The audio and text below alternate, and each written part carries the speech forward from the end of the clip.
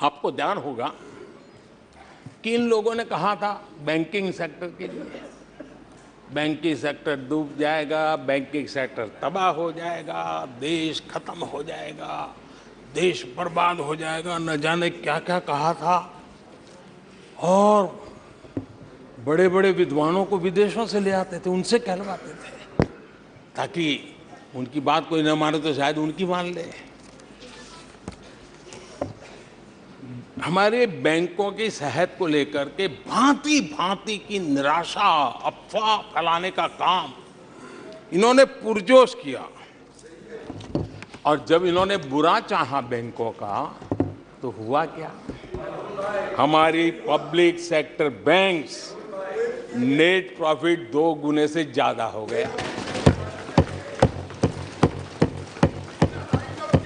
इन लोगों ने phone banking घोटाले की बात, इसके कारण देश को एनपीए के गंभीर संकट में डुबो दिया था। बीते दिनों की बात हो रही है, लेकिन आज जो उन्होंने एनपीए का अंबर लगा के गए थे उसको भी पार कर करके हम एक नई ताकत के साथ निकल चुके हैं। और आज सुबह निर्मला जी ने विस्तार से बताया है कि कितना प्रॉफिट हुआ है। दूसरा उदाहरण,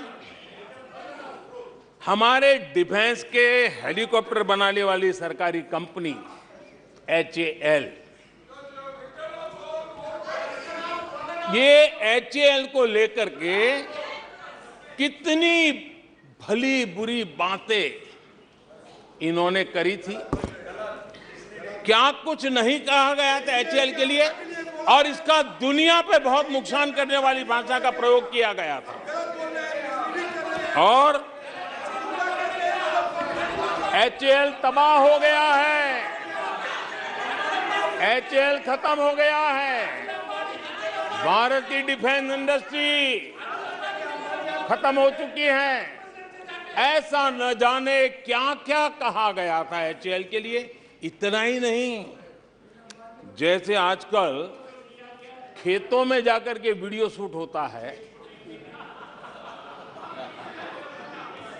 मालूम है ना? हाँ, खेतों में जाकर के वीडियो शूट होता है, हाँ। वैसा ही उस समय HAL फैक्ट्री के दरवाजे पर मजदूरों की सभा करके वीडियो शूट करवाया गया था और वहां के कामगारों को भड़काया गया था। अब तुम्हारा कोई भविष्य नहीं है, तुम्हारे बच्चे मरेंगे, भूखे मरेंगे, HAL डूब रहा है। देश की इतनी महत्वपूर्ण इंस्टीट्यूट को इतना बुरा चाहा, इतना बुरा चाहा, इतना बुरा कहा कि वो सीक्रेट आज HAL सफलता की नई बुलंदियों को छू रहा है। HAL ने अपना highest ever highest revenue register किया है। इनके जी भर करके गंभीर आरोपों के बावजूद भी वहां के कामदारों को, वहां के कर्मचारियों को उकसाने की भरपूर कोशिश के बावजूद भी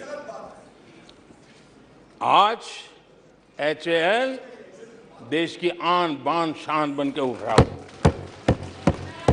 आदरणीय अध्यक्ष जी, जिसका बुरा चाहते हैं वो कैसे आगे बढ़ता है, मैं तीसरा उदाहरण देता हूं।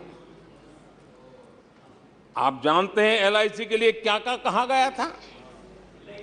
LIC बर्बाद हो गई, गरीबों के पैसे डूब रहे हैं, गरीब कहां जाएगा, बेचारे ने बड़ी मेहनत से LIC में पैसा डाला है। क्या कहें, जितनी उनकी कल्पना शक्ति थी, जितने उनके दरबारियों ने कागज पकड़ा दिए थे, सारे बोल लेते थे, वो सारे बोल लेते थे। लेकिन आज LIC लगातार मजबूत हो रही है। शेयर मार्केट में रुचि रखने वाले को भी ये गुरु मंत्र है कि जो सरकारी कंपनियों को ये लोग गाली देना, आप उसमें दांव लगा दीजिए साहब, अच्छा ही हो जाएगा।